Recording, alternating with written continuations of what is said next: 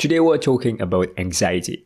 According to NICE-CKS, generalized anxiety disorder, also known as GAD, is characterized by disproportionate, pervasive, uncontrollable, and widespread worry and range of somatic, cognitive, and behavioral symptoms that occur on a continuum of severity.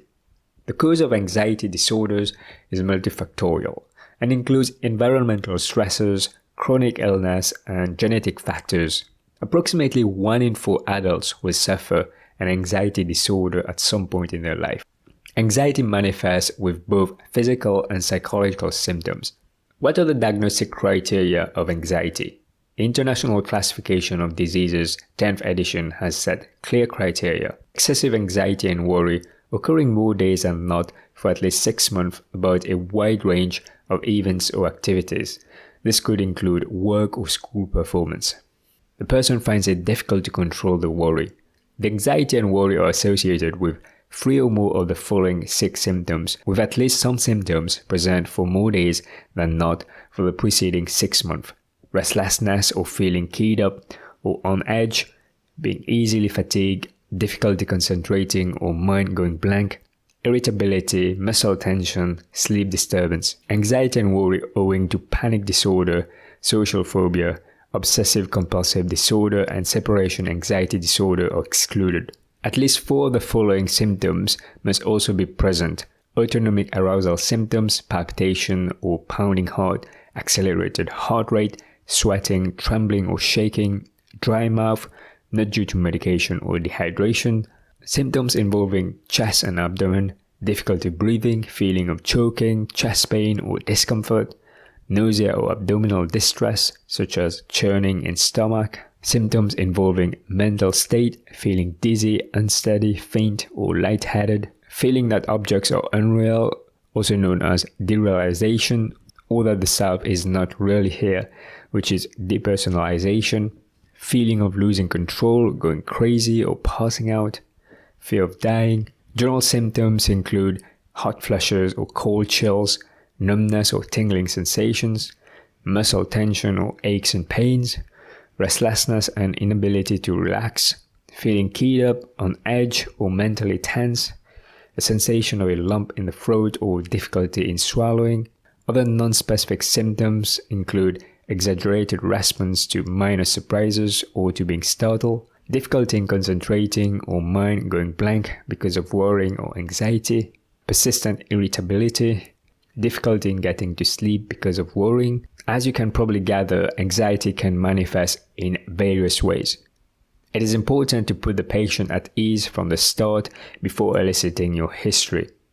Empathize with the patient and build rapport with them.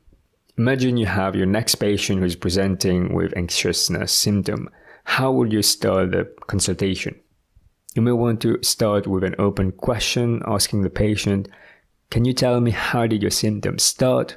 Or you could ask the patient, "Could you tell me more about your anxiety?" Evaluate the frequency of symptoms. Are there any triggers? Sometimes patients may have an idea as to what causes their symptoms, so ask them about the idea. Elicit the patient's concern and ask about the patient's expectation. It's important to ask the idea, concern, and expectation in context and don't force it on the patient. Otherwise, ideas, concern, and expectation may come across as formulaic. As part of your assessment, also inquire about any suicidal risk. Risk assessment is important in a mental health case. Explore the presence or absence of panic disorder. Revisit the patient's past medical history, especially if they have any relevant psychiatric history, including anxiety, depression, or post-traumatic disorder. Explore the psychosocial aspect of the case. For example, you want to know whether the patient is living at home on their own. Do they have a support network? How has the symptoms affected you at home? Have you got anybody to support you? Ask about their occupation. How has the symptoms impacted your work? Some of the information about smoking or alcohol consumption may already be in the patient's note, so you might want to check whether this is still valid or the patient has been smoking more or has been drinking more. Sometimes people turn to alcohol as a coping mechanism when they're suffering with mental health problem. Ask about recreational drugs. Once you have gathered enough information in your history, then consider whether you want to examine the patient or not. Examination to consider include blood pressure measurement, cardiovascular examination, and mental state examination. At this stage, you need to be thinking about your list of differential diagnoses. Based on your history and examination, you should be in a position to rule in and rule out differential diagnosis and formulate a working diagnosis. Differential in a case of anxiety would include situational anxiety, adjustment disorder, panic disorder, with or without agoraphobia, post-traumatic stress disorder, or hyperthyroidism. You might want to consider arranging investigation if the history and assessment is not clear or you want to rule out other pathology. Consider requesting a 12-lead ECG, blood investigation including full blood count, thyroid function tests, and blood glucose. Once you have formulated a working diagnosis, it's important to explain this diagnosis to the patient. Explain what anxiety is in a simple language. How would you explain to a patient that they have anxiety? You may explain anxiety as a common human response when someone feels afraid of something or when they're worried about something that might happen. The person usually experiences symptoms such as they feel their heart is racing or they may have sweaty palm. Anxiety can also affect someone's ability to think, and they may find that their mind goes blank. Educating patients about anxiety is part of the management. It's also important to readdress the patient's idea, concern, and expectation when you discuss your management plan.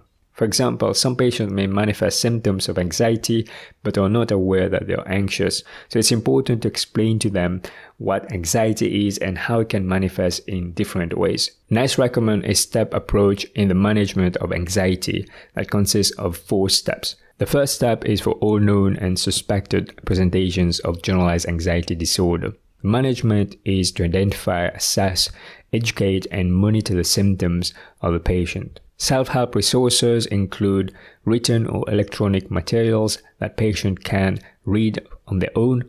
The Royal College of Psychiatrists has produced information leaflet that could help patients to understand anxiety. The second step is for diagnosed generalized anxiety disorder that has not improved after education and active monitoring in primary care.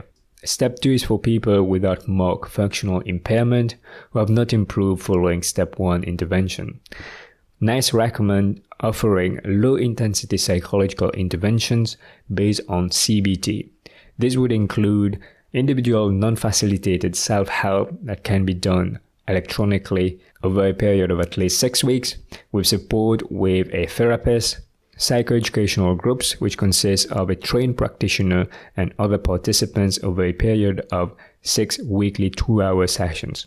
For people with marked functional impairment or generalized anxiety disorder that has not improved following Step 2, NICE recommend high-intensity psychological interventions such as CBT or applied relaxation or drug treatment. It's important to have a discussion with your patient about preference as to drug treatment or psychological intervention. This is where it's important to be patient-centered in your approach. First-line pharmacological treatment include selective serotonin reuptake inhibitors such as sertraline, paroxetine, or escitalopram. Discuss the potential adverse effect and withdrawal symptoms before initiating a drug treatment. In a minority of people aged under 30 years of age, SSRIs and SNRIs are associated with an increased risk of suicidal thinking and self-harm. It's important to highlight that reviewing the patient in at least 2 to 4 weeks during the first 3 months of treatment is what NICE recommend to make sure that the patient is not suffering with adverse effects. Benzodiazepine should not be offered for the treatment of generalized anxiety disorder in primary care, except as a short-term measure during crisis. Last but not least, Step 4 is recommended when Step 3 interventions have not improved generalized anxiety disorder. Step 4 is aimed at people with severe anxiety and marked functional impairment who may be at risk of self-harm, self-neglect, or risk of suicide. Referral to specialist treatment as an inpatient or outpatient may be warranted. In some cases, mental health crisis team may need to be involved. If you're interested to learn how to take a psychiatric history, I've got a video that I'm sure you've got a lot of value from. Click the video on the right to watch it.